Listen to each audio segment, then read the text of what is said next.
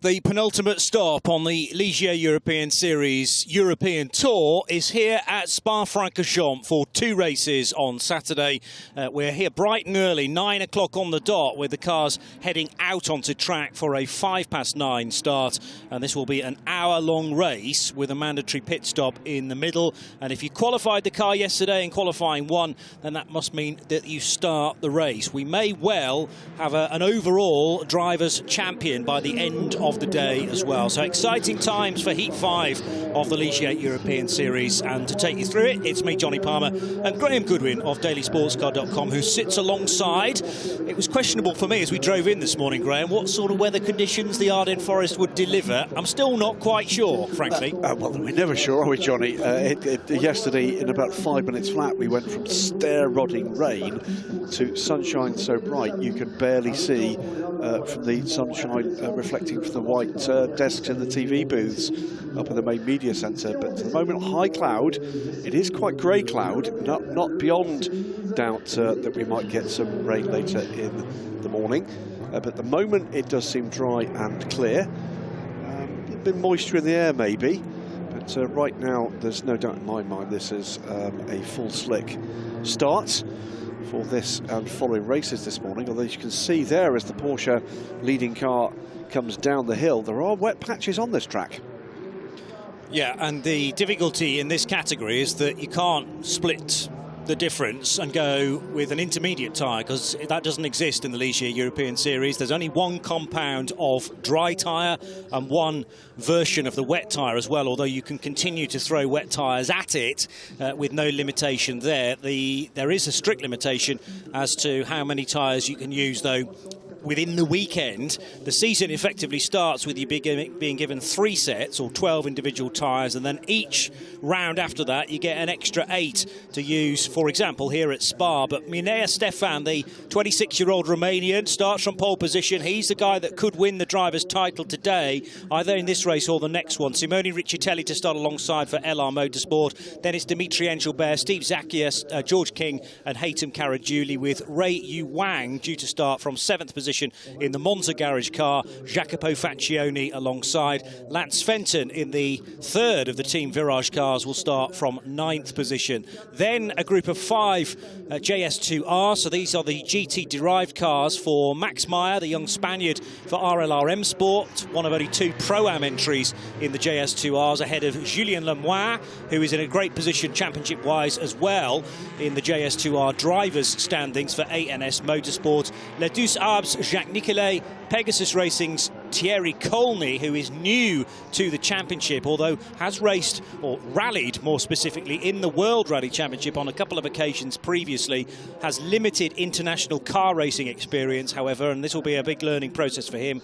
David Rodrigo for LR Motorsport, and Dylan Young's due to start at the back of the field in car number 5. Here's the circuit, all 7,004 metres of it. Interestingly, it says 7,003 there. I always thought it was 7,004, but maybe we've had a slight tweak in the layout for this weekend. No, we really haven't. I'm joking.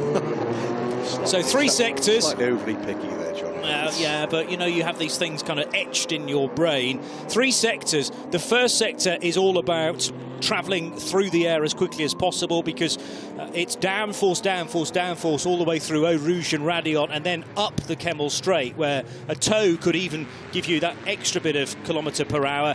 And then from Les Combes, the highest point of the circuit, all the way around to Campos Corner, that is much more technical with slow and medium speed corners. And then it's a fast end to the circuit heading out of Curve Paul Frère through Blanchimont, and the exit of Blanchimont you can see there in the distance as the cars start to grid themselves up in 2x2 formation. Slight lock-up there, I noticed, from one of the Monza garage cars, almost piling into the back of the 2nd of the Team Virage machines that will be started by George King in the number 60 car.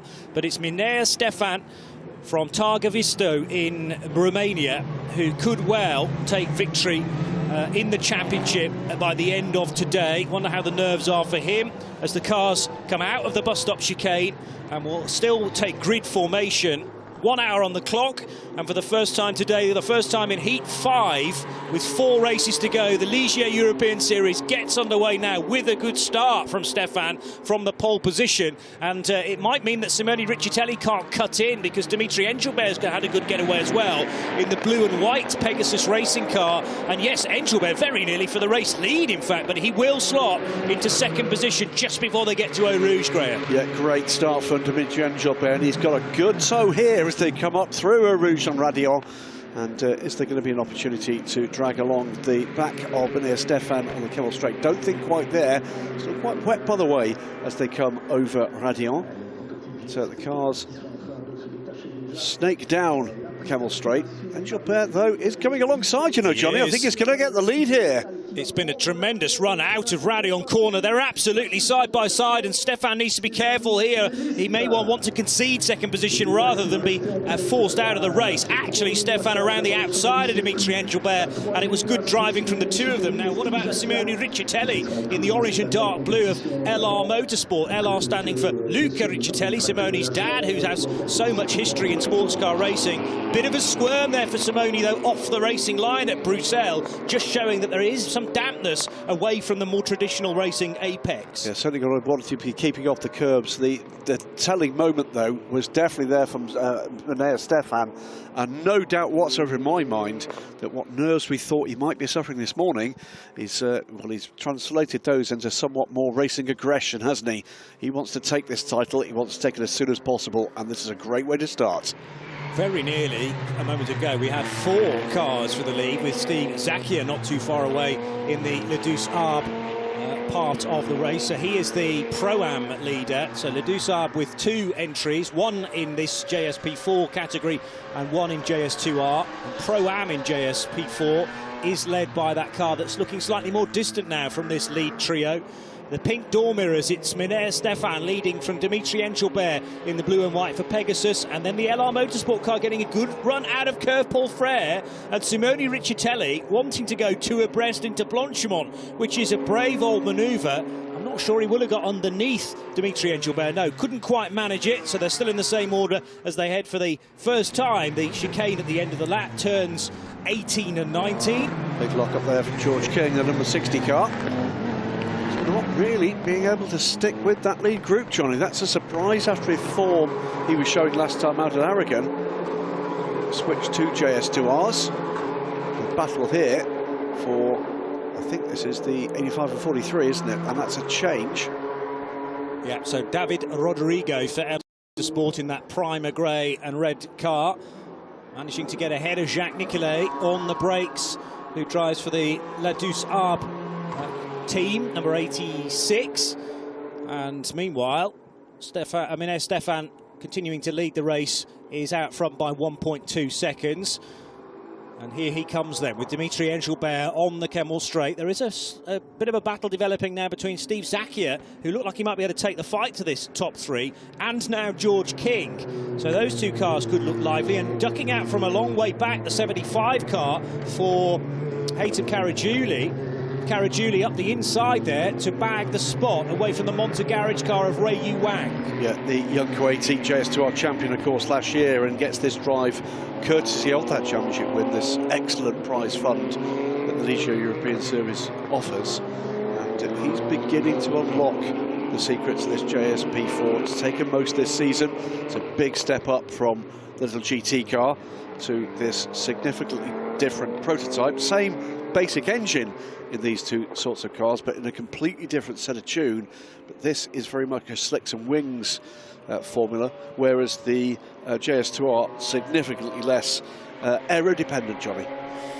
The reason why Haytham's car looks slightly different here is I reckon that nose is bare carbon. I had a word with Caragiuli yesterday. His teammate Ian Aguilera had a slight off during one of the qualifying sessions, I believe, and did some damage to the front of the car. They were still repairing it fairly late on last evening, and Haytham was a bit concerned that although they had plenty of spares, they may not have had some of the crucial spares, like for instance the floor had been taken off the car, and that was having to be sort of, rather than fully replaced, instead repaired, and running repairs perhaps on the nose as well. So that's number 75 taking a slightly different look.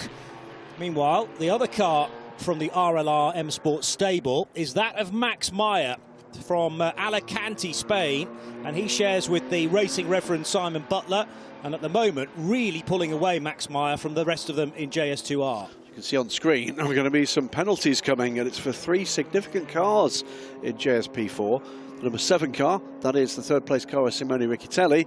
The number 50 car, that is for Steve Sakia. It's that fight with George King. And the 75 car, Aitam Caragiuli, will all get 5 seconds added to their compulsory pit stop for not respecting the grid position.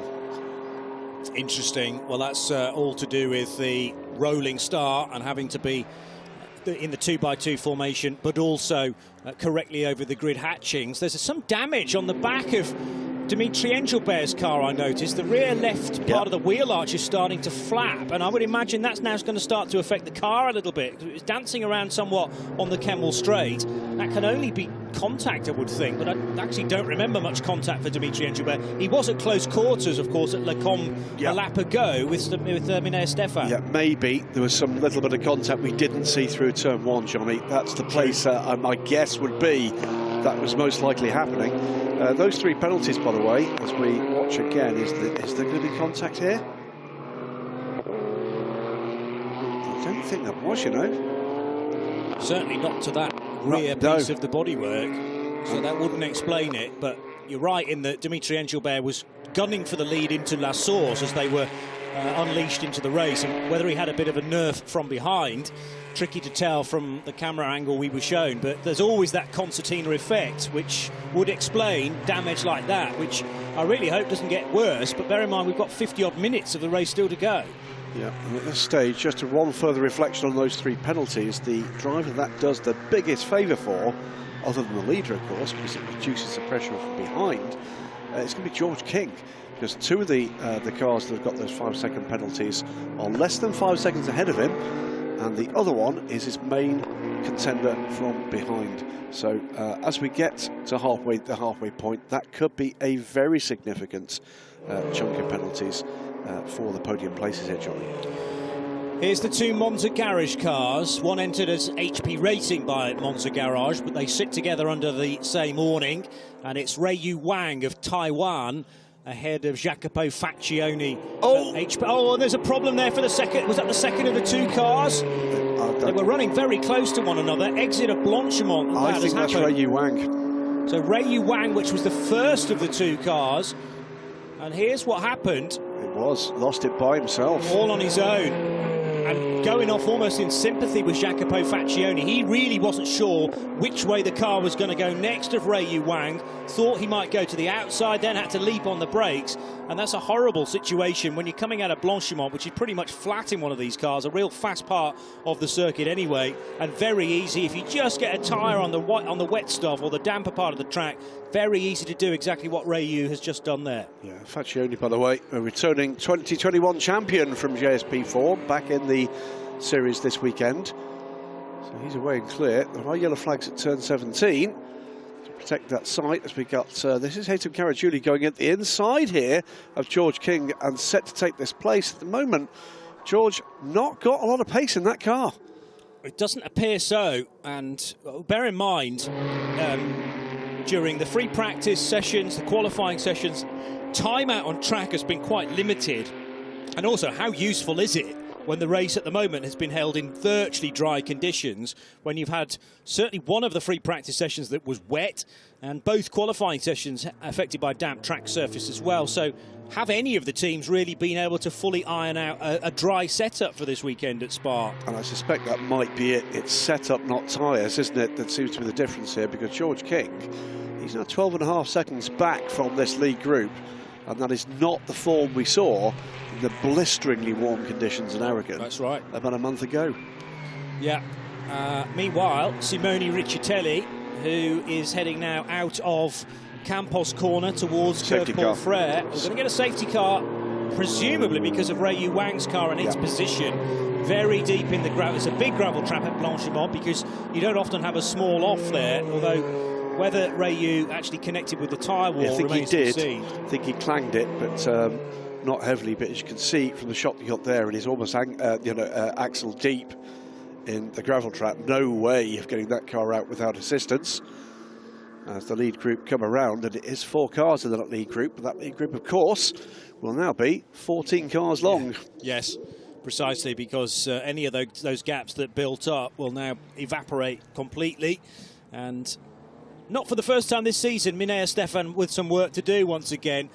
It was really dicey as the pursuing car, Jacopo Faccioni, he did not know which side of the road to go there to avoid Ray Yu Wang. You're quite right that he did connect. Wang did connect with the barrier, but it was a relatively light tap, considering what sort of speed it might have been without the gravel trap there. The car will be able to continue if it's recovered to the racing surface, which it most certainly will be, unless Ray Yu Wang is reporting any further problem. Just while we've got the cars coming under the control, look again at this start and whether or not there was any contact here, Johnny. I'm not sure there was, you know. Well, it may well be from the Steve Zakia car. The damage is not done at that point, so you'd have to think it's at some stage during this opening lap. Dimitri Engelbert going side by side with Simone Riccitelli. Then he got through. Still that rear left looks straight, so it's after this moment. And then they go through Eau Rouge with Minea Stefan also dancing around through Eau Rouge on cold tyres. It's a hold your breath and hope you re-emerge at Radion corner moment. And then side by side again. There was a puff of smoke in the background. Couldn't see any contact there further deeper down into the pack either. But it's after all of that, in fact, because there was still no damage to the rear left. I wonder if he's clattered a curb somewhere and it's just dislodged a fixing of some description at that rear corner. But doesn't appear to be either sign on the outside of the car or anything we've seen that would account for damage from contact. Yeah. Just catching up with a couple of emerging stories in this race. We already talked about the 3 5-second pit stop penalties that are coming for 3 of the JS P4s. Max Meyer in a good lead in JS2 R before the safety car, but behind him, Dylan Young, who started from the very back of the grid, has already made his way back up through all bar the leader in JS2R, and this safety car, when they're released, will help Dylan Young in the number 5 smart driving JS P4 to join the back of the prototype train. Max Meyer, as with Minea Stefan, will not be all that pleased. You'll see there Meyer in the white car with the orange and black accents. It's a very handsome livery this year for RLR, with both their cars one apiece in the 2 classes. The other really disappointing thing for Pegasus Racing, they're having a good one at the moment for Dimitri Engelbert in 2nd place on the road, but they should have had 2 JS P4s in this race, and it was a nasty looking accident for Takashi Hata, which resulted in that car being too badly damaged to take part today. The chassis leg, or the tub itself, has been damaged on site, and they can't do the repair in such a short space of time. It'll have to go back to the workshop and be fixed back at the Pegasus Racing base in France. Takashi Hata perfectly fine, but it was one of those horrible moments heading through Eau Rouge where he actually jumped over to the left-hand side of the curb. The car started to spin and it spun all the way to driver's right, eventually making contact with the tyre wall at Radion corner, and it was much more to do with the angle that the car made contact with the tyre wall rather than the force of the incident, which has put the car out. But a real shame, because that was potentially going to be a quick car as well for 2 Japanese drivers. Takashi Hata, for his first experience for the Ligier European Series, joining a more frequent teammate, Yuki Tanaka. So they're on the sidelines. It remains to be seen whether they will be able to race, or a new car perhaps being sourced for Portimao in just 4 weeks' time. Well, let's hope so, as the stricken JS P4 is about to be deposited onto hard standing again, and we'll see whether or not Ray Yu Wang is able to rejoin. Meanwhile, circulate behind the Porsche safety car. 45 minutes still to go in this race, so plenty of racing still to come, and this is effectively, Johnny, a reset. Yeah. Well, particularly, you know, put yourself in the shoes of Max Meyer, who had spent the first 10 minutes of this race building a very big lead over the other cars in JS2R. And again, he's going to have to work incredibly hard. He does have that buffer zone of Dylan Young, a recovering Dylan Young after not setting a qualifying time at all, the number 5 car for Smart Driving. And that was because of a very slight off for Dylan Young during his qualifying session, where he sort of sideswiped a barrier. It didn't do too much damage. I think it was around the Les Combes area, and it's very easy to run out wide out of turn 7. So Les Combes, the right, left, right complex of corners, and seen many times a car run a touch too wide coming out of 7 on the run down to Bruxelles and just skirt the barrier. By the sounds of things, that's what Dylan Young did, or a sort of similar moment, which meant that the number 5 car could not set any times in qualifying. Dylan's joined by a driver brand new to the Ligier European Series in Davide Amaduzzi. And Amaduzzi had a good chat with yesterday as well. Long history in all sorts of single-seaters in his early career, Formula 3 in Italy, Formula Renault around Europe, and then a multiple champion in the Formula Renault discipline. But he's also raced things as obscure as VW Beetle Fun Cup, Citroën Saxo Cup, if you go back far enough, and a former champion in Formula Gloria in Italy as well. So great to have Davide Amaduzzi as part of the lineup. And Amaduzzi, again, getting more and more used to... he's driven aero-dependent cars before, but not really prototypes. So the sort of two-seater derived prototype such as this requires quite a bit of faith when you turn into Eau Rouge. You've got to have the speed, and you've got to have the trust that the science is going to work and the car is going to stay glued to the racetrack. So he knows there's a bit more lap time to extract, and unfortunately for him, of course, first opportunity he'll get behind the wheel this morning is taking over from Dylan Young, where the track, again, could be in sort of halfway house condition. Tyres will be fine because there'll be a new set, virtually a new set for every one of these cars for this first race of the weekend. What, 43 minutes now. Now we're going to very soon see whether or not the number 11 car can rejoin. We saw those pictures, Johnny, of the car being put down onto the race surface. Not yet seen that car appear on the timing screens again, which is a slight concern. Still sure it's being stopped on circuit. If they're not able to restart, there will be a short delay while that car's put to a place of safety. Yeah. Didn't seem to be anything from that incident that would cause a retirement, unless that was a breakage that forced the car off in the first place. True. Yeah, it might be a failure on the car that has caused the spin rather than the other way around. And a scrape at high speed through gravel. Yep. It's never great for a car, but these are tough old Ligiers and should be able to stand up to that sort of treatment, should we say. The slight nose or rear, first of all, into the barrier, and then the side of the car, again, was at it looked like relatively slow speed. So again, I would be surprised if that's done enough damage to prevent the car from rejoining. Ray Yu Wang, of course, has to decide whether he wants to continue, but he will therefore deny, if he doesn't, deny his teammate Chun Ting Chu of a drive in this first race of the day. We're about to see whether or not the car's going to rejoin, because we're coming through the accident site now, and safety car's pulled away. So looks like we're going back to... safety car is coming back in this lap. The 11 car has not rejoined, Johnny. No, still being shown as stopped, as Dimitri Engelbert needs to be cautious here about overlapping the race leader, because it's Meneer Stefan who dictates the speed of the restart. Just into the realms of being a little bit too slow, though, here, because that will then risk contact further back down the order. Everyone's just about making space for each other. And Meneer Stefan, again, easing things into the first part of the chicane. He's gone. No, he still hasn't made the move yet. Now he hits the loud pedal and heads out of turn 18, 19 to head across the start-finish line. And brake temperature will have lessened as well, so you've got to make sure that there's enough pressure and temp as you hit that brake pedal at the first corner, so challenging La Source, before heading steeply downhill for this, the 7th lap of the race. Was there some movement in the order there, perhaps maybe at La Source? It was Dylan Young going by Max Meyer, who joins the JS P4 train. So what progress can the Smart Driving racer make up the order now? Gilbert got a good restart there. They did drop Riccitelli just a little bit. It's Engelbert is the threat to Minea Stefan, side by side between Haytham Caragiuli, who has made up 2 places since the restart. So Caragiuli, who is one of the 3 cars that has got a 5-second penalty, passes another of the cars that's going to be in pit stop trouble. It's a great restart for the young Kuwaiti. And down the inside, though, I'm trying to go around the outside of Steve Zakia to Zakia retaking the place up the inside. So still tricky conditions out there. Still under pressure. George King, this time from Jacopo Faccioni.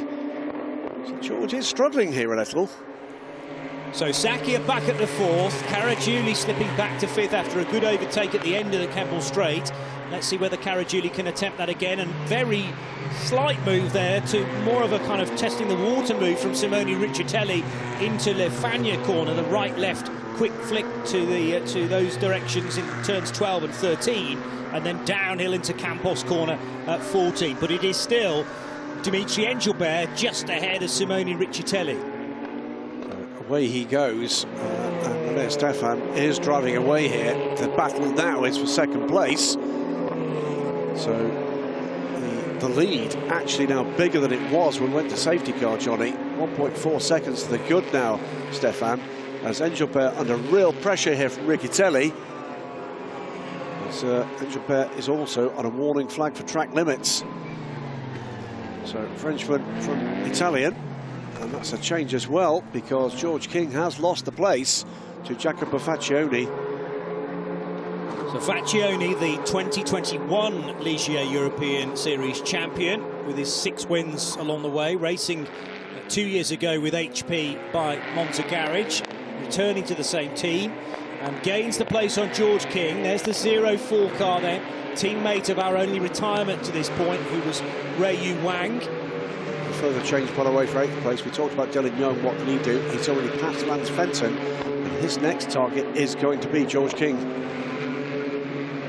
And it's no surprise to me to see Dylan Young going as quickly as this. He's the silver-rated driver, 34-year-old Aussie, who had a moment yesterday which did some damage. Here's Simone Riccitelli with a long look up the inside at the end of the Kemmel Straight. A lock-up from Engelbert, which will force him very wide indeed. And I thought in the driver's briefing you had to take to the full escape road rather than splitting the difference there, Graham. I think he's going to have to give that place up. That was not the prescribed rejoin. Went off at some speed there, didn't he? Over the curb. So as soon as you know that, trouble. There's a subsequent spin for the same car, and that was at Bruxelles corner. So did they in fact touch, or was he trying to give the place back again? Catching the white line, maybe? Oh, it was contact from Simone Riccitelli. He'd lost it coming into the corner. There's further damage, by the way, a brush between the cars as he goes through the spin. So Riccitelli looking to take the place, lost the front end of the car, impacted the rear of Engelbert, sent that car around, and a further contact between the 2 Ligier JS P4s as he tried to recover the spin. And I can see now that any doubt we might have had about Dimitri Engelbert having to give that place back, that's completely cleared because of the subsequent incident at Bruxelles corner, and any likely penalty now, unfortunately, will be going in the direction of car number 7, I would have thought. It's not us that makes those decisions, of course, but Dimitri Engelbert with a quick car, and it was already a little damaged, even worse now. And let's see whether that Pegasus racing car can last the distance. Lance Fenton struggling here, and is being caught by the JS2 R leader Max Meyer, who again is driven away from the field here. We are going to see Simon Butler in this car, who the racing reverend missed Aragon. There will be a driver change for the RLR car. Lance Fenton again struggling with what I think we're going to hear from these drivers post-race. They've been quite tricky. So yeah, Max Meyer, who was temporarily entered into a different drivers' championship, here's a chance to get by Lance Fenton. Certainly drew alongside between turns 18 and 19. But Max Meyer, 17, but he's got a birthday in a couple of days.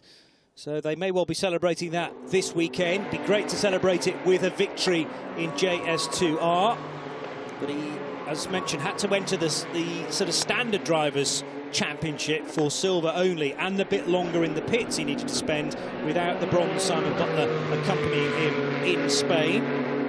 reverting to their usual championship, though, here in Belgium. Lance Fenton and his teammate Kevin Madsen do have experience, fairly recent experience of the Spa-Francorchamps circuit, because they've run in the Benelux BMW M2 Cup. I think that was last year. So quite recent memories of Spa, but nevertheless Lance Fenton still trying to work out how best to drive a prototype around here. This is another change, by the way, since the safety car. Jacques Nicolet dropping back behind the 29 Pegasus racing car of, I think, Thierry Colney is another of what's quite a rich vein of new drivers this weekend. Yes. For the Ligier European Series. So celebrating his debut in the series with an overtake there. 35 minutes now, and that Dimitri Engelbert car's now got 2 areas of damage, 1 on either side. The flapping rear panel not quite matched by some panels and a skew on the right hand side of the car now. I think that we're getting close to a bit of a meatball flag for that car. Quite possibly, because if bits start to fall off it and land in the middle of the track, that's then a danger to everybody else in the race. So the officials might decide to show the mechanical warning flag for the car to pit. That won't mean elimination. It's not it's not the same as a black flag, but the team will have to at least address that damage by either tearing what remains of the body pieces off or attempting to tape them up instead. Here is Thierry Colney for Pegasus Racing in the all sky blue number 29, racing with Jacques Nicolet. So this is the scrap for 4th and 5th in JS2R, but it's a category that's led by Max Meyer, and he is enjoying now a 7-second lead over the championship leader in both AM and overall, Julien Le Mans. So Le Mans with a decent points collection this season as well, with a 136 to his name. But actually that's only a lead of 9 points over David Rodrigo.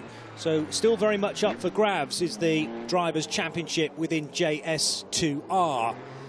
And Max Meyer, again, looking for a way by Lance Fenton. They may well be in different classes, but at times the leading JS2R looking a little quicker than car number 1. Here's the incident, and it's going to be a drive-through penalty for Simone Riccitelli for the incident at Bruxelles corner with Dimitri Engelbert's Pegasus JS P4. Yeah, so Riccitelli, or at least the 7 car rather, will have 2 pit stops fairly soon.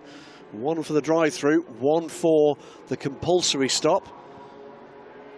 So that is going to place them in jeopardy of dropping well out of contention for a podium finish at this point in the race. We're getting close in now. Maybe what is that? 1 lap away from the halfway point here, Johnny. Yeah, but the pit window actually opened 30 seconds ago. It opens 27 minutes into the race. The race leader has not had a chance to capitalise on that, take advantage of that, because Meneer Stefan is only at Le Fagnes corner right now. However, of course, the tail enders in the JS2Rs could have dived in if they'd wished to, but it's a 7-minute pit window. Stays the same even on this slightly longer circuit, so you'll only have a few opportunities to get in safely as Jacques Nicolet pulls to the inside. A big twitch from the 86 cars. Again, he caught a damp patch, but good car control after that. And Nicolet now back ahead of Thierry Colney. Yeah, the elder statesman of the Ligier concern. That's the 43 car into pit lane now. By the way, the 17 Pegasus Racing car are being told to repair that car in the pit stop. That's not a surprise. There's significant bodywork astray on the right-hand side, and they'll be looking to secure the left rear as well, I'm sure. As Stefan comes through, and this is looking increasingly dominant, carries on through and will not take the pit stop this time around. Even though these cars are based in the lower paddock, and you might think will be more familiar with the pit lane further down the hill between La Source and Eau Rouge. They'll be pitting in the Grand Prix part of the pit lane. They're not. Beg pardon. They're pitting in the endurance pit lane. I apologise. That was more of an assumption rather than knowing for fact. Literally, as I said it, I was thinking, hang on a minute, am I right here? Well, this is a tricky place to be pitting in the endurance pits because they're downhill. Absolutely, and they're pitting immediately after La Source. Yes. So the top 2 cars are in the pits, 48 and 7 in the pits. go. Simone Riccitelli, remember, has still got a drive-through for the number 7 to undertake, and they have a 5-second pit stop penalty. Side by side here between Haytham Caragiuli and the 04 car. The HP Racing by Monza garage with Jacopo Faccioni. He takes that place and currently goes up to second place.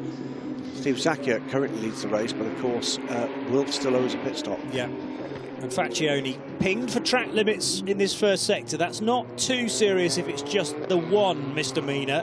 You may get a lap time deleted, for instance. That can't be your fastest lap, but otherwise it'll just be looked at. But far more crucial to be done for track limits in qualifying, for instance, rather than the race, unless you're a persistent offender. Team Virage almost pitting in formation. They just need the number 1 car in that shot as well. Car 1 is in. It is on the pit lane now, as is the NS Motorsport car, Julien Lemoine, who leads, of course, the JS2 R Championship. In fact, the only JS2Rs to stay out at this point are the lead car of Max Meyer and Jacques Nicolet, who's having way too much fun. Of course, that's why he doesn't want to give the car up. Well, in fact, he won't give the car up because he's driving solo again. So he'll need to spend a set amount of time in the pits, but he's bronze, so it'll be the shortest of the pit stop times, as opposed to if you're driving solo as a silver or 2 silvers, then you have to spend a bit longer in the pits, and that's what makes the race so interesting for us, is that the silver-silver combinations have to then come from further back, effectively, after spending longer in the pit lane.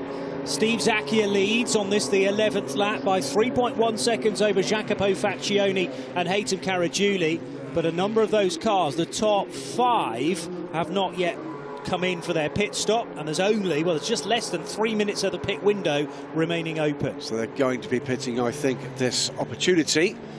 Did we see a change there? Is that Mene Stefan just about a lap down on these cars? Going to see pit stops coming. We are indeed seeing, that's Haytham Caragiuli comes in this time around. Steve Zacchia is in as well.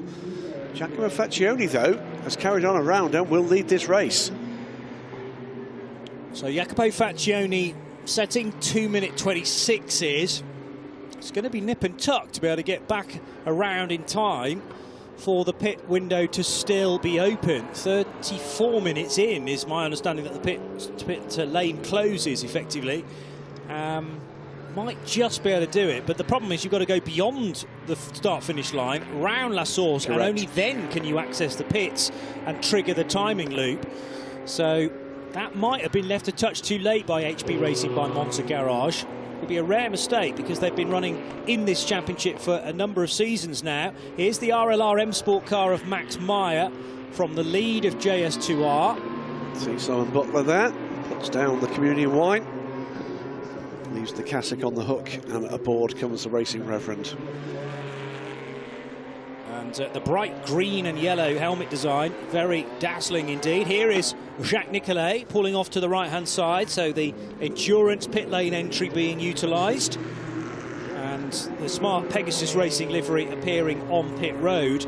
But what about Jacopo Faccioni for HP Racing by Monza Garage?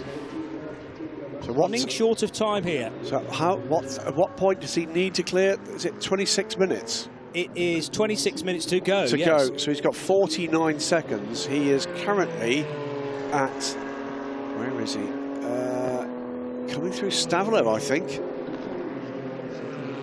This is going to be super tight. And if he doesn't make it, there's going to be a huge penalty. Coming now down into the bus stop, 26 seconds at this point to clear. I think he's going to do it, you know, to clear the timing loop at the start of pit lane. That is beyond the start-finish straight. 15, 14. This is really tight. I am double-checking with Elsa Nicolet of the championship now to make sure that because it used to be a 6-minute pit window.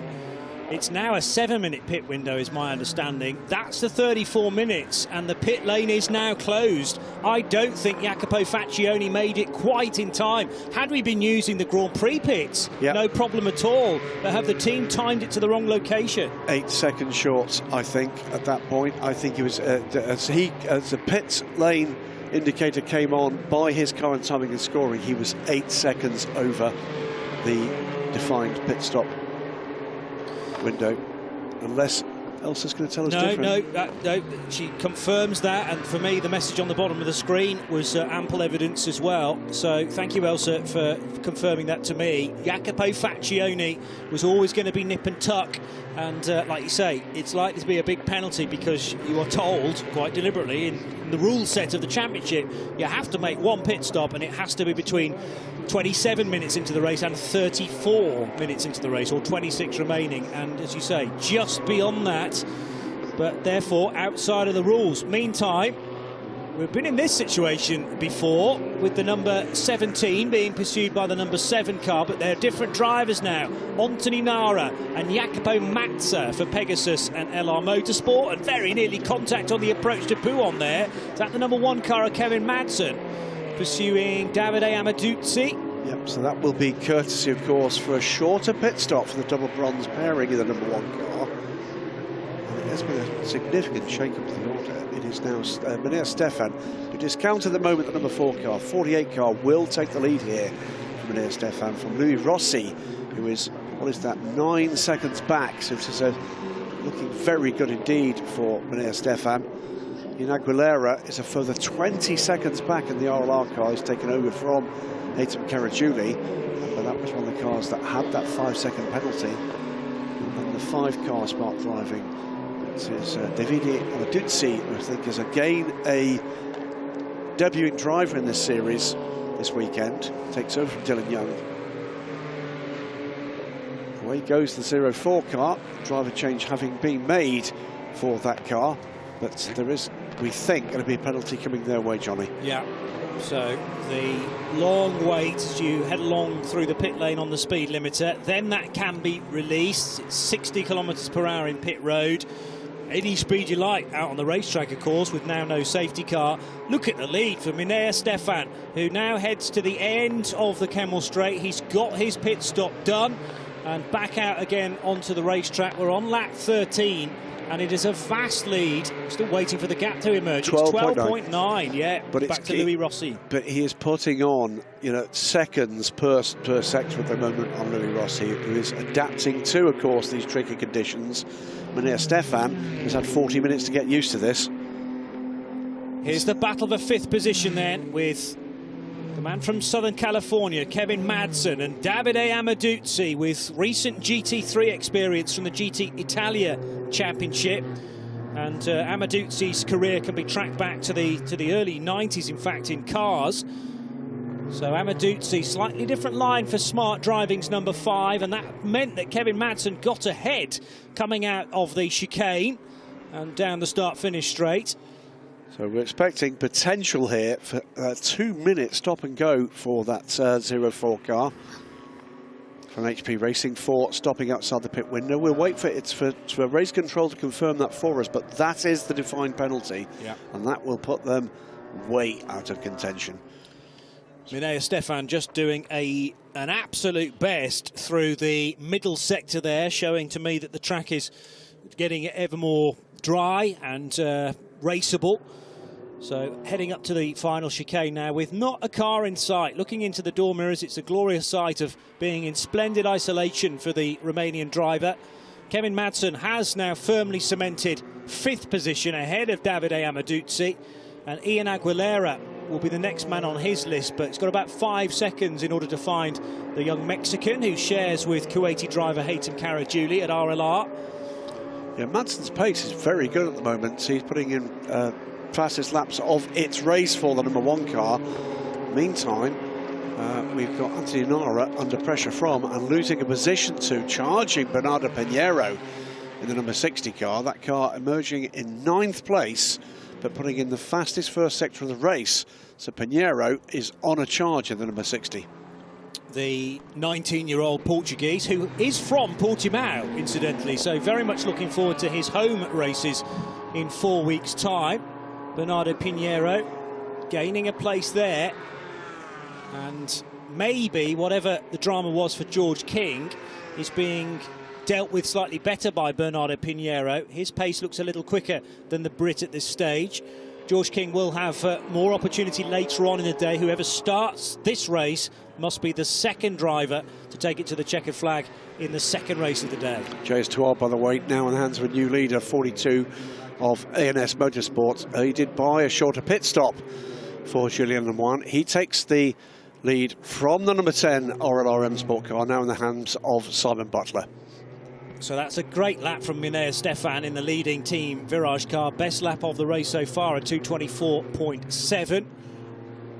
Also, though, some good times coming through from Ronnie Valori for HP Racing by Monza Garage. That was a car started by Jacopo Faccioni. Yeah, but we wait to see whether or not that is called as too late to the pit lane.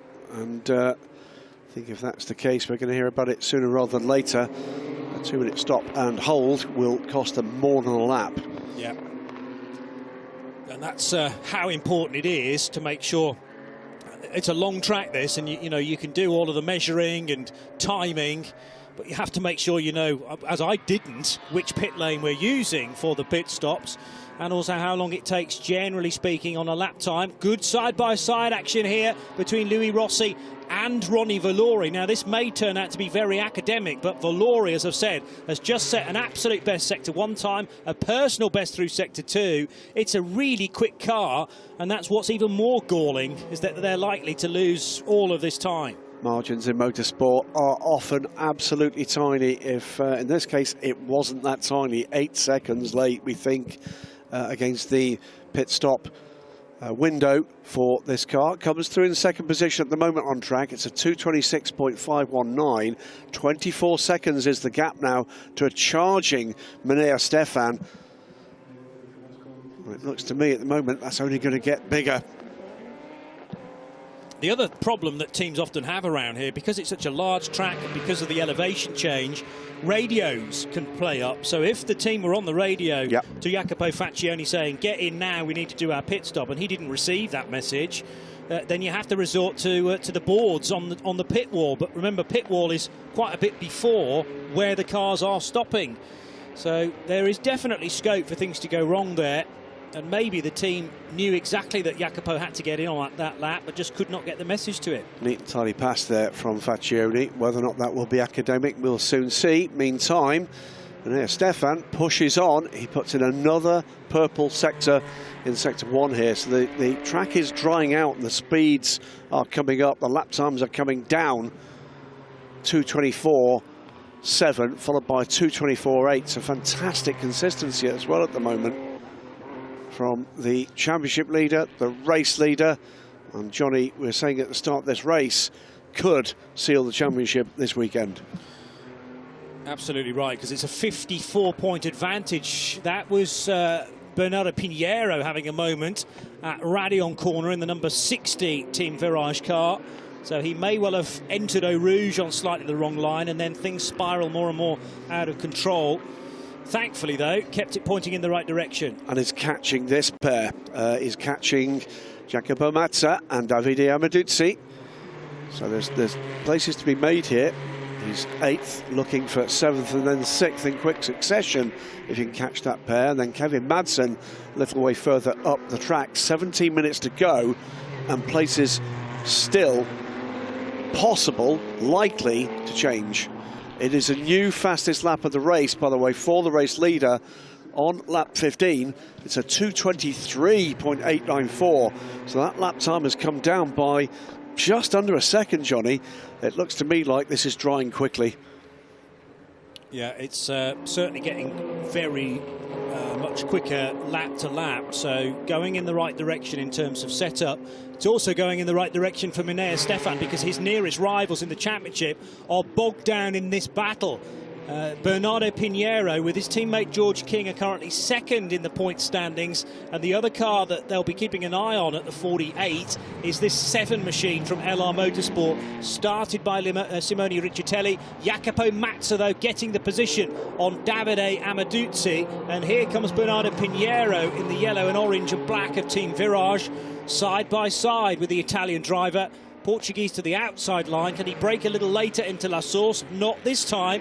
Amaduzzi fends him off for smart driving. Not for long as they come through La Source. Through goes the yellow number 60 car, and off in pursuit of the LR Motorsport car. So Amaduzzi loses 2 places in 3 corners. And it's a good run up through a Rouge and Radion from Pinheiro. And he's looking to get onto the back of the number 7 car, which itself is now sporting damage, by the way, on that left-hand side. The cover on the headlamp has gone, and it's the front wheel cover that is sporting the damage from that contact earlier on with the Pegasus racing car, and takes that place. And trouble maybe for the 7 car, because he's lost a place as well to Amaduzzi. So was that just a loss of rhythm for LR Motorsports, or is there a problem emerging here for Jacopo Mazza? And looked very much in control of that position, had taken it last lap from the number 5 car, loses position to Bernardo Pinheiro, who now sets off in pursuit of Kevin Madsen, but then quickly drops back behind the number 5 car as well. Something slightly awry with some of these cars. We have expected them to be more on the pace for previous races this year than today, but as I say, it's been a weird old weekend, typically of Spa, really, with weather you can't necessarily predict and you can't rely on for being useful in the race either, because if it's a dry race, and we've had pretty much wet sessions leading into this, very tricky to select the best setup for some of these cars. So the LR Motorsport car of Jacopo Mazza arriving here in Spa on 85 points, so that's 56 in arrears of Miner Stefan, and then 54 points back, Bernardo Pinheiro and George King. Again, the LR Motorsport car looking to go alongside Davide Amaduzzi, and should get the place this time if it can stop, and Mazza just about gets the car turned right and left, and Jacopo Mazza will pick off his fellow Italian. Yeah, and that, I think, was just the Italian falling off his rhythm, having lost the place, but regathered himself. You can see, by the way, in the front of shot, there was another battle just ahead of this, and I think that was that Ian Aguilera and Kevin Madsen? The 2 JS P4s ahead of this pair right together. That would make sense. Ian Aguilera, well, actually separated by a couple of seconds, in maybe fact. it might be a JS2R. It may be a JS2R. Okay. It is a JS2R. That's I've misidentified. It is indeed. So there is traffic for Kevin Madsen. And Bernardo Pinheiro. That was Pinheiro creeping through shot and catching the blue Pegasus racing car of Christoph Weber, I reckon. Yeah. Julien Lemoine for ANS Motorsport. Activities, Nicolas Schatz. Why did I never consider ANS to stand for that? But Nicolas Schatz's team, effectively, he runs in the Le Mans Cup as well, the former multi-hill climb champion of France. Broadly translated as things that Nicolas Schatz does. Activity, exactly. There you go. And plenty of other people looking to get involved in that initiative as well. So ANS Motorsport excited potentially for next year, and building numbers across the board actually in the Ligier European Series. The calendar was revealed by Frédéric Luquin of LMEM and of the ACO just about a week or so ago. Exciting to be going to Mugello for the first time Absolutely. ever in the history of the championship next year. And repeats journey to Le Mans for the 3rd time in succession for the Ligier European Series, and repeated as well that it will be a race on test weekend. Yes. So between the track sessions for the Le Mans 24 Hours runners, we'll be seeing the Ligiers again in action, and it's been spectacular race action for the Ligiers at Le Mans, and what a place to go for the drivers, the emerging drivers and the experienced drivers in this series. The full Le Mans 24-hour circuit sits as part of that. That's coming to Johnny. Looks to me as if we're beginning to get. That was the race leader. It was. Showboating perhaps out of Les Combes, leaving Easy. 2 very solid Michelin tram lines coming out of the second bit of Les Combes, and running a touch deep into Bruxelles as well, but I think that was deliberate. There is a bit more grip away again from the racing line. Yeah, seemed to be some sunshine on the pit straight. We saw this yesterday. The sun emerges, it can make a dramatic difference here. Ronnie Valori is at the moment a little quicker than the race leader. The thing is, there's 24 odd seconds that separate these two cars, and we've still yet to get a decision about what happened during the pit stop. Yeah. Going down the hill, down towards the pit complex. This Ligier Stefan from Ronnie Valori with perhaps the shadow of a penalty looming over him for the car pitting too late. Then Louis Rossi, Ian Aguilera, Kevin Madsen, Bernardo Pinheiro, Jacopo Mazza, Davide Amaducci and Anthony Nara in JS P4, NS Motorsports Julien Noir.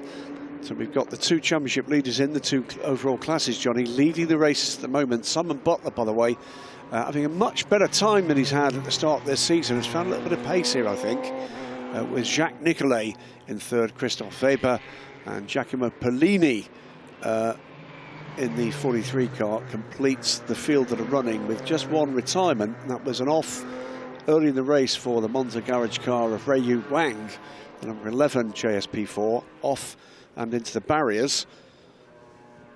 That brought out a safety car. And that leaves us where we are now, Johnny, with 9.5 minutes remaining. Now, I've just done a little bit of arithmetic to work out whether Ligier Stefan is in a good enough spot to take the championship even in this race. He's winning, which is all he can do, but it's about his rivals, and at the moment they are scoring just about enough points to keep the championship alive into the second race today. That's how I work it out, as down the inside goes Julien Le Mans on Simon Butler. That happened a few moments ago. How is that possible? Is that Julien Le Mans? It looks like his car colours, number 42. I think that might have been the 43 car unlapping itself. It was the 43 car, similar coloured cars. Okay. So the 42 car is 15 seconds ahead. 43, I think, is a similarly blue. No, that's the primer grey car that Davide Rodrigo ran in the first what were we stint. just seeing there? Because the gap is only 15 seconds. He can't have been passing. Unless that was from a long time ago. But, yeah, slightly strange. Simon Butler somewhere in that middle sector at the moment. Simon has just been passed by the 48 car. But that's the leader. That's not a JSP. It's not. JS2R, rather.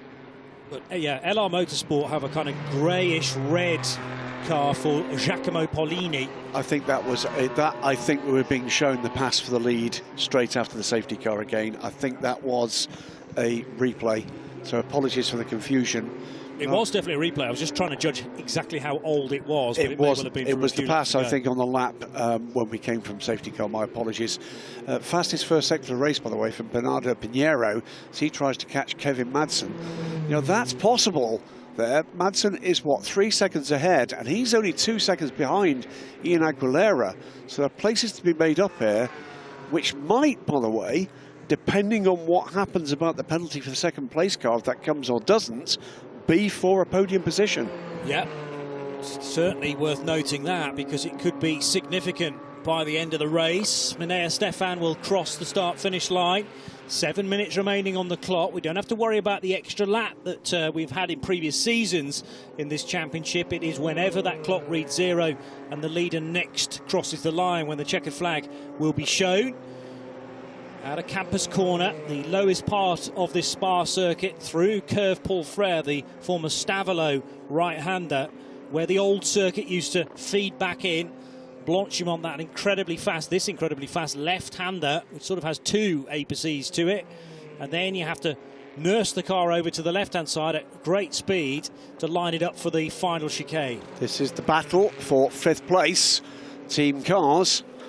It's firm rivals. Kevin Madsen trying to fend off Bernardo Pinheiro, but the Portuguese teenager is catching and catching quickly, and you can see just in front there those 3 cars all battling for position. That's the 75 RLR M Sport car, then the 1 and the 60 from Team Virage, in a battle for what is currently 4th place. So the two Team Virage cars almost together, heading out of the first corner at La Source. There's Eau Rouge for Ligier Stefan. I think 3 laps remaining here, possibly 2, but I think it's 3 laps remaining here. And, Kevin Madsen under a little pressure here from Bernardo Pinheiro, who flashes the lights on the Kemmel Straight. Brief look into the mirror, I think, for the Californian, just to be aware of where Pinheiro is, where he's positioning the car on the road. But at the moment, significantly or enough ahead to stay out front with the stars and stripes emblazoned on the engine cover of that car. Meanwhile, here's the 17 with a big lock-up, now being driven by Anthony Nara, Dimitri Engelbert's teammate.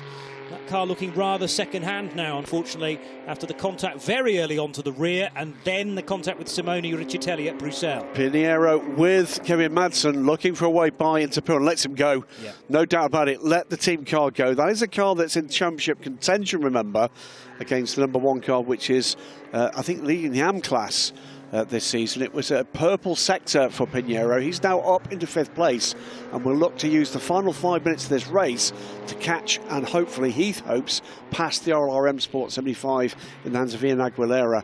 That car at the moment is, what, about 2.5 seconds clear, and with 4.5 minutes now remaining. Here, though, is our race leader, our championship leader, both dominantly so here. 23 seconds to the good for Minea Stefan. 4.5 minutes and whatever's left of the lap to survive this encounter, but he's been dominant here, Johnny. You're quite right that Kevin Madsen and Lance Fenton lead the AM Drivers' Championship, and by, again, a decent margin. Here's Minea Stefan on the Kemmel Straight. The advantage for Minea's effectively American teammates within Team Virage, 82 points. Wow. With, well, including this race, a potential 104 on the table. You get 25 for a race win. They could take it here. Yeah, well, I think they could take it here. It's David Cosenel, who's not racing this weekend, who's their nearest rival in the championship. And I think actually, well, they just need to effectively finish, and they will take the AM title, because everybody else who've been battling with them in the AMs not actually taking part in this weekend's race. Side by side, there's the Primer Grey car, which, as the brakes are connected, just has a big squirm. It's Giacomo Polini who did grab hold of that just about and is now ahead of Jacques Nicolet. No, is that unlapping, in fact? Unlapping itself yes, it from Jacques Nicolet. So it doesn't change the 5th place running for car 43. Ian Aguilera is very aware there is a battle on here. He puts in his fastest lap of the race last time around, the 2:26.583, but still loses a 1.5 seconds. And the Dutzy, meanwhile, is under investigation of abuse of track limits after a warning flag. We've got debris, by the way, on the track, on the racing line between T4 and T5. So all sorts of mini dramas unfolding. Just about 2.5 minutes remain. Minea Stefan looks to have this within his sights. Ronnie Valori under no pressure in 2nd place from Louis Rossi. Ian Aguilera is catching the 2nd place car, the 3rd place car, but is being caught by the car behind him. So it's between Pinheiro, Aguilera and Rossi in reverse order there for 3rd place, and then we see whether or not the 2nd place car is confirmed in 2nd place or receives a penalty. If it does get a penalty, of course, well, we're on the final lap. If it does get a penalty, that will promote Bernardo Pinheiro and George King, who are 2nd in the championship, up another position, so they'll score 12 points rather than 10 that they're on course for at the moment. Still enough to keep that championship alive. There could be drama here, though, Johnny, because we're now hearing that cars 7, 75 and 50 are under investigation for not respecting the 5-second penalty. And that is the car currently in 4th place. Ian Aguilera, that he shares with Haytham Caragiuli. So the 75 RLRM Sport JS P4. The 50 car, that's another JS P4 from Le Douce Arbre, Steve Zacchia and Louis Rossi's car. Minea Stefan very wide into Bruxelles corner that time around. Can, I suppose, afford to just test how much grip is out there with a 22.5 second lead, but he doesn't want to be flinging it at the scenery this late on in the race. The other car mentioned in the note is the number 7 of Simone Riccitelli and Jacopo Mazza that we've been talking about. And now It's a stop-and-go penalty for car number 7 for not respecting the 5-second penalty. So you'd have to think it's going to be a similar stop-and-go for the other 3 cars listed. This is the battle for 4th place. Side by side between the 60 and the 75. Fended off there. But it's 75, by the way, is another of the cars that is under investigation for that penalty. Did they take it? Didn't they? But Bernardo Pinheiro is going to be looking to put that beyond doubt. The 5 car, runs off and into and through the gravel for the number 5 car of Davide Amadizzi. This, though, is our race leader coming through for what will be, Johnny, as we get drive-through penalty for car 5 is converted into a time penalty. So Minea Stefan inching closer and closer to this year's title. Now there's a late change with Bernardo Pinheiro getting ahead of Ian Aguilera, but swerving from left to right, and another race win for Minea Stefan. I make that the 6th win of the season for the Romanian, the 26-year-old from Targa Visto. Still not quite enough to take the title because of where Bernardo Pinheiro is running, particularly as the Portuguese got ahead of the young Mexican driver Ian Aguilera. If he could stay there, that's even more points. It'll be 12. And depending on what happens to Ronnie Valori's car, it might even be a podium. You never know. As that car, the number 4, crosses the line, we think late into pit road, beyond the pit lane window being open, but we wait to see on a decision on that. Ian Aguilera caught up behind this duo now of GS2 Rs. To the inside line is Simon Butler, fending off the 43 of Jacopo Polini, but over the line in 2nd position will be Ronnie Valori for HB Racing by Monza Garage, and Louis Rossi completing the provisional podium in the number 50 Le Saab car. And by the way, coming through for 2nd place, that battle between the JS2Rs was another unlapping move for the 43, but Simon Butler, he confirmed, I think that might be Simon's first podium of the season in the RLR car. He shares with Max Meyer, but it is Julien Lemoine who's come in to win in JS2R from RRM Sports number 10 car with Simon Butler and Max Meyer. Jacques Nicolet comes home for a podium in the number 85 Ligier JS car and had been closing rapidly on Simon Butler, but he finishes the race 5 seconds back. Pinheiro and King need to be on 91 points or closer to Minea Stefan, and they've just scored provisionally 12. Add that to the 87, so they're easily within the designated window on 99 points, I reckon. But bear in mind the doubt about that pit stop. It True. Could be slightly better. Yeah, could even be 15 points. But definitely the championship still alive, just about, for Bernardo Pinheiro and George King.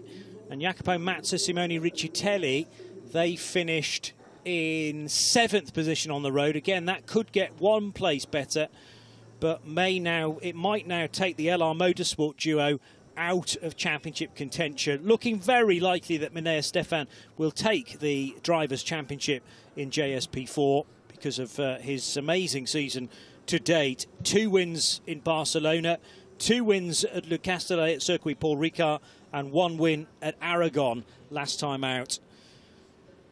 Heat 5 of the Ligier European Series then getting underway here at Spa-Francorchamps with a busy start. Dimitri Engelbert wasting no time at all, showing the nose of the Pegasus racing car and actually getting 2nd place away from the LR Motorsport car of Simone Riccitelli, who had started on the front row. There was a big lock-up from George King earlier on, as there was more side-by-side action. And then this spin for Ray Yu Wang, one of 2 Taiwanese drivers run by Monza Garage. That could have been a lot more serious coming out of Blanchimont Corner, one of the real high-speed sections of the track. Did clout the barrier, and unfortunately for Ray Yu Wang and his teammate, Chu Ting Xu, that car would take no further part. It would also force the only safety car during the race. That bunched the field up after about 15 minutes, and Minea Stefan had it all to do again. Also, Max Meyer just appearing in the back of shot there for RLRM Sport. He had a significant lead in JS2R and would have to do all of that hard work once again. Side-by-side jostling there at Le Combe corner with Haytham Caragiuli on the inside of Steve Zakia. Contact here between Simone Riccitelli on the inside and Dimitri Engelbert on the outside. Engelbert had actually shortcut Le Combe corner moments before that and may have to have given that place back again, but Riccitelli didn't allow that to unfold and instead copped a penalty for the contact at Bruxelles. There was a slight lock-up as well from Haytham Caragiuli in the number 75 car before we headed into the pit stops, and there are questions about the pit stop timing of car number 4 at the time being driven by Jacopo Faccioni. We think 8 seconds or thereabouts outside of the pit lane window. Julien Le Mans, after the safety car, diving up the inside of Simon Butler to take the race lead in JS2R, and it was a race lead that he would never concede. Simon Butler having taken over the number 10 RLR Sport JS2R from his teammate Max Meyer. Another victory number 6 for Minea Stefan. Surely the Romanian is on course for a title-winning season in 2023.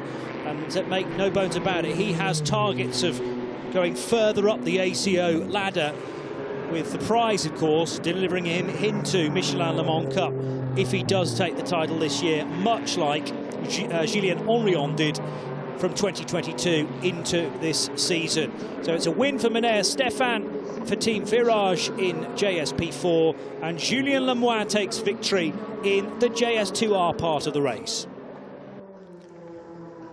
And we can confirm the provisional results at this point in time. 22 laps completed by Minea Stefan for Team Virage, winning by 24.5 seconds from Jacopo Faccioni and Ronnie Valori. Steve Zakia and Louis Rossi making the provisional podium ahead of Bernardo Pinheiro and George King, still just about in the championship fight.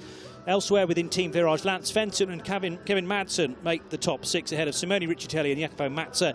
And it's Julien Le Mans for ANS Motorsport winning in the number 42 car ahead of Max Meyer and Simon Butler in second place. Jacques Nicolet makes the podium in JS2R in the number 86 car. So that is it as far as the Ligier European Series action is concerned this morning.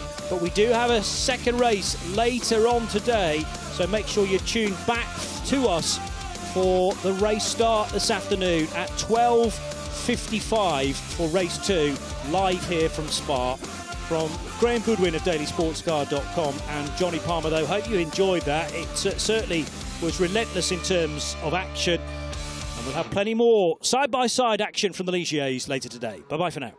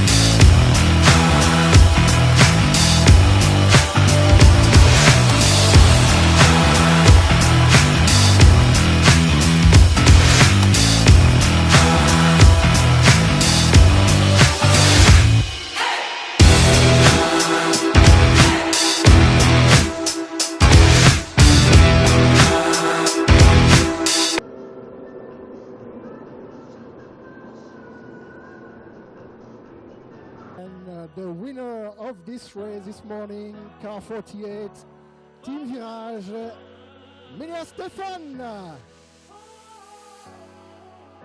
And we also welcome the team representative of Team Virage. Et en l'honneur du Team Virage, nous allons évidemment écouter l'hymne national polonais.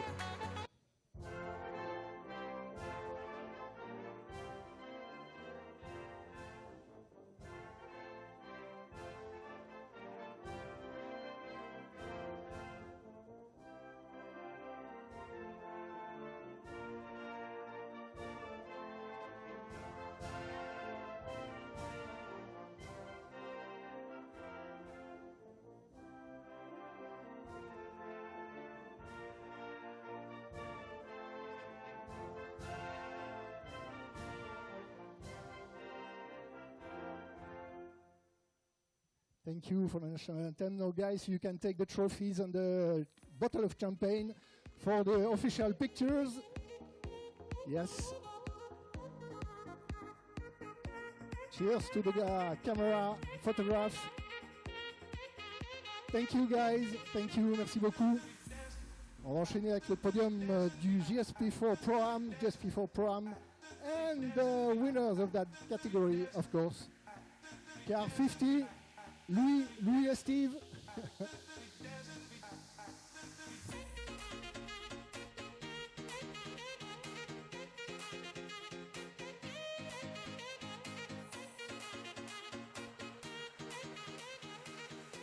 Et bien évidemment Jack Lecomte. Jack, tu peux monter sur le podium également évidemment.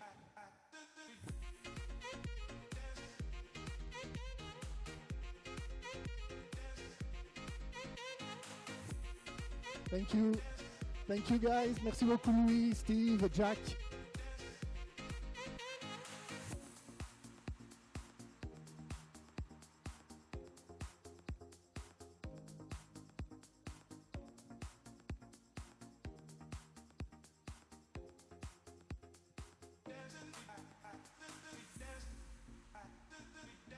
Et pour le JS P4 AM this time, we'll welcome the drivers of car number 1, Lens Fenton and Kevin Madsen. Lens and Kevin, please.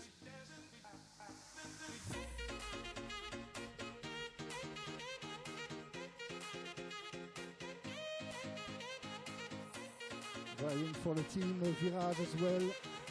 Can take the trophies. First place in this JS P4 AM category. Congratulations, guys. Thank you.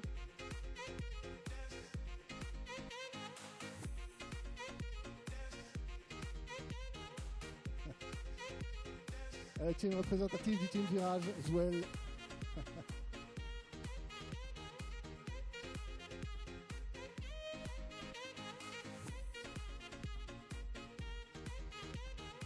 Cheers.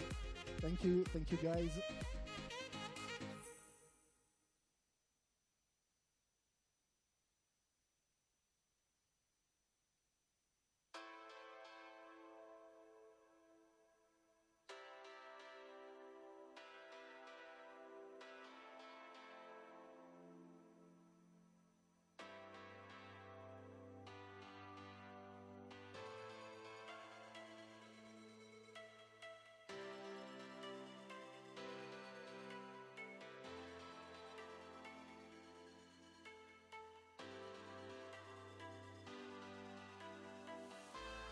Allez, on pourrait y aller avec le podium des JS2 R, podium of the JS2 R, third place, car 86, voiture 86, donc Jacques, Nicolet, Jacques. Second place, deuxième place pour la voiture numéro 10, Max Meyer et Simon Butler.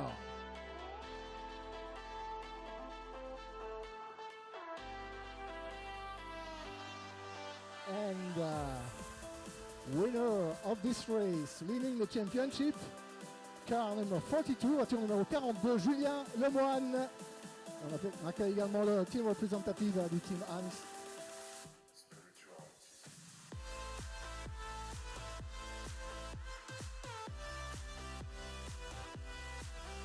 Et à l'honneur du team ELMS et de la victoire de Julien Lemoine, nous allons maintenant écouter l'hymne national français, la Marseillaise.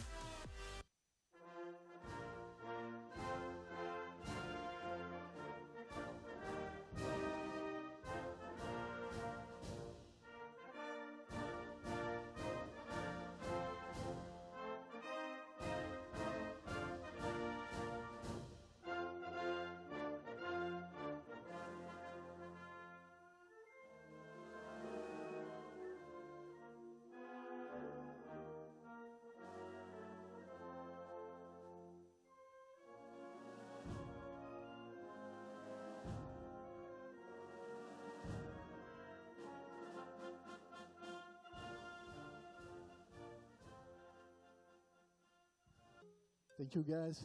Si vous pouvez prendre les trophées, take the trophies and the champagne for the pictures. Yes.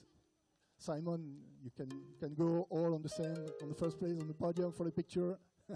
Jacques, tu peux monter. Jacques, ouais, allons-y, allons-y.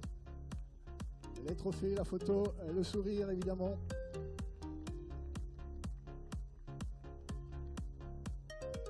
Merci beaucoup, thank you.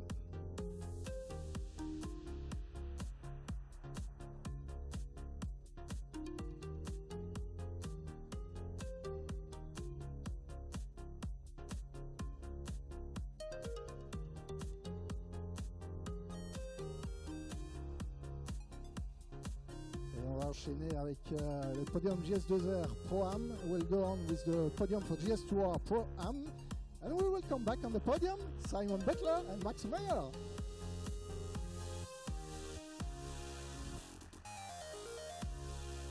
We can also have on the podium, if they want, the team representative earlier M Sport. Nous avons un team représentatif des vainqueurs et bienvenue sur le podium.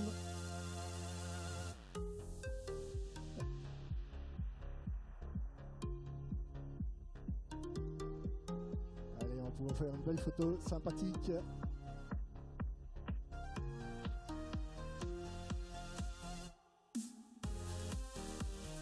The official picture. Thank you guys.